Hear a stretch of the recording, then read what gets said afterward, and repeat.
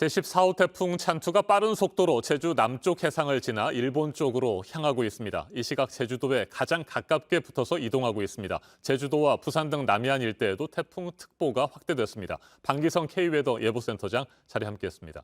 어서 오십시오. 네, 안녕하세요. 네, 센터장님, 태풍 찬투 지금 정확히 어디쯤에 있습니까? 바로 제주 남쪽에 있습니다. 7시 현재 제주 남남동쪽 60km 해상이거든요. 네. 여기서 또 방향을 바꿔서 이제 동쪽으로 나갑니다. 그러니까 7시 현재가 가장 최근접으로 보고 있고요. 지금서부터는 이제 부산 쪽으로 그대로 동진해 나갈 것으로 예상을 하고 있습니다. 한때 초강력 태풍으로 발달하지 않았습니까? 네, 지금 그렇습니다. 위력은 어떻습니까? 지금은 최대 풍속이 29m, 그러니까 중정도의 강도죠. 네. 크기는 소형이고요. 많이 네. 약화됐습니다. 그 태풍의 움직임을 보면요, 이번에는 상당히 이례적이다 이런 평가를 받고 있습니다. 북상을 하다가 중국 상하이 부근에서 한때 정체되기도 했었고 역방향으로 움직였고 또 예상보다 더 남쪽으로 치우쳐서 일본을 향하고 있습니다. 이거 어떻게 분석을 해야 될까요? 일단 최근에 들어서 이제 지구온난화로 인해서 우리가 전혀 보지 못하던 이런 현상들이 발생을 하고 있는데, 대개 가을 태풍 같은 경우는 이 제트 기류에 따라서 이동을 해나가기 때문에 네. 이렇게 그 이상 진로를 보이는 경우가 거의 없습니다. 대개 여름 태풍은 있거든요. 그래서 대개 이런 게 많이 발생하는 게 이제 가장 많은 것이 이제 후지와라 효과라고 해서 두 개의 태풍이 서로 간섭할 때 이런 게 발생을 하는데, 이번엔 두 개의 태풍이 아닌 상태에서 사실 상당히 이상한 진로를 그렸단 말입니다. 올라가다가 다시 내려왔다 꺾어져 갖고 올라오는, 이거는 지난주서부터 우리나라 쪽으로, 그러니까 태풍의 동쪽이죠.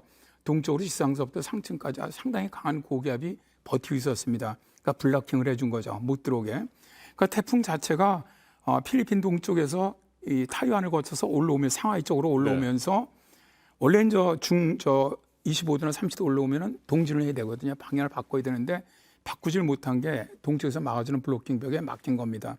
근데 올라가다 보니까 상하이 쪽에서는 또 차가운 공기가 북쪽에서 내려오고 있단 말입니다. 이 태풍이 올라가지를 못하는 거예요.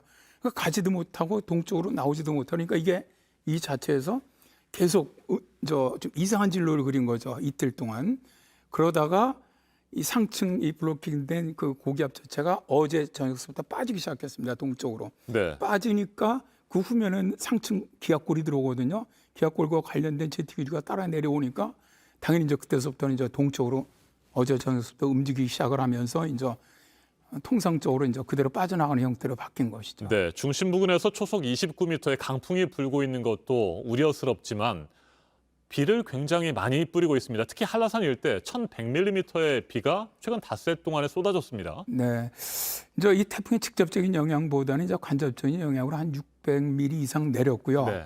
그다음에 태풍의 영향을 받기 시작하면서부터 한 500mm 정도 백록담이라든가 뭐 이런 쪽으로 제주의 산악 쪽이죠. 이런 쪽 내렸는데 평지 쪽도 500mm 이상 내렸으니까 좀 엄청난 강수량을 보였다고 할 수가 있고요. 태풍 자체는 크기는 작습니다. 위성에서도 보시면 중심부의 강한 비구름대 폭은 굉장히 작고요.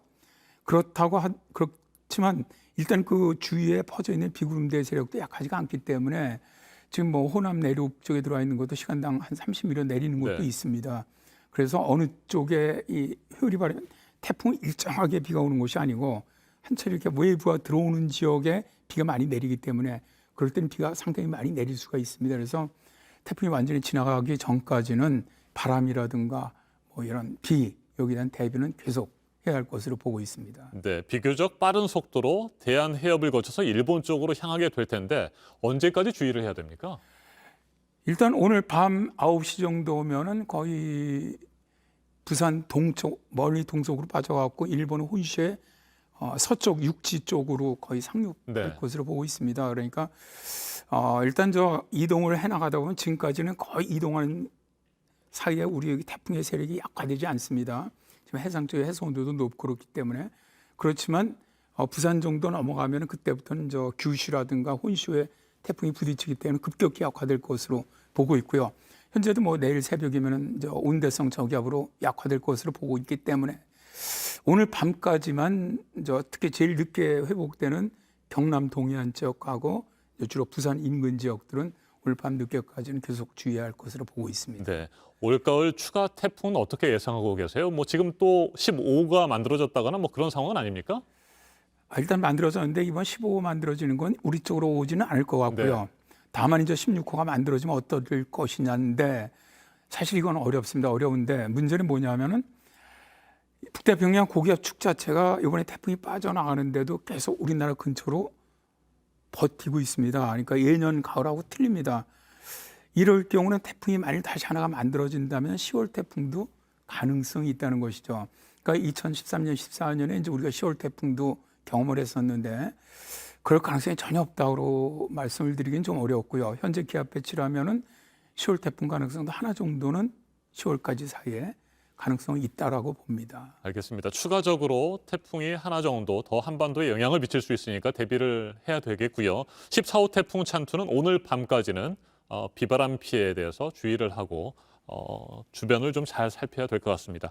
여기까지 듣겠습니다. 방기성 K웨더 예보센터장이었습니다. 말씀 잘 들었습니다. 네, 감사합니다.